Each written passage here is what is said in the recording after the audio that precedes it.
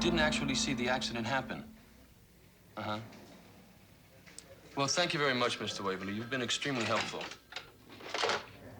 I just spoke to Waverly, one of the dudes Peggy Farrell drove up with. Seems she was alone on the slope when the alleged mishap occurred. She suddenly shows up at the lodge with a leg in a cast yesterday afternoon. Half-hour later, she's on her way back to the States. Yeah, well, to fit a cast, you gotta know what you're doing. You know, you don't go to a mechanic for a thing like that. All right, find out how many doctors live in the vicinity of the lodge, okay? Because if I'm right, one of those doctors is gonna lose his shingle. And then make a liaison with the Royal Canadian Mounted Police. The Royal Canadian.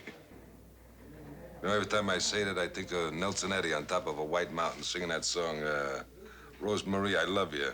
What's that chick's name? I don't know. Jeanette McDonald. Oh, yeah, 29th Street, Superior Theater.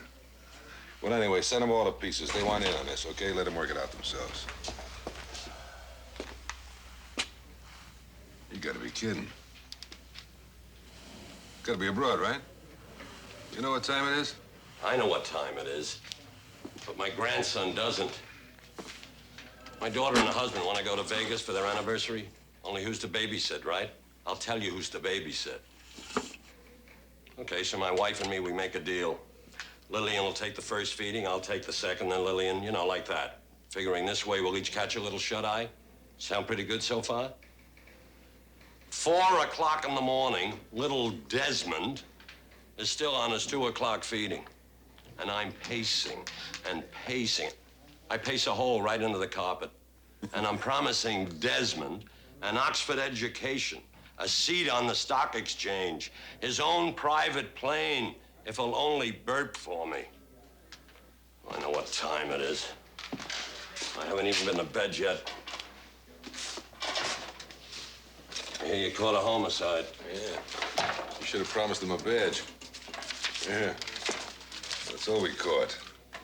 Take a look at this, see if you can make any sense of it.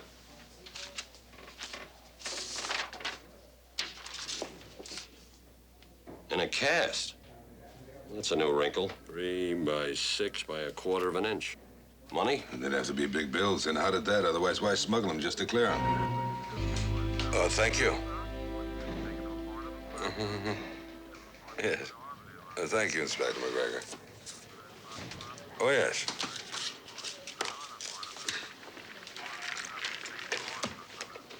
Yes, thank you. Oh, yes, the moment anything develops, we'll keep in touch. Thank you, Inspector McGregor. Yeah. Grandpa, you want to know what Peggy Farrell smuggled in and what got Fairbanks all of a sudden dead? Huh? You ready? The Royal Canadian Mint's out 2 $20 plates. Oh, tell him Gimbels is having a dinnerware sale. That was Pier 96. They've got the car. It was impounded and towed away from a passenger zone in front of the Royale Hotel. Interesting? Fascinating.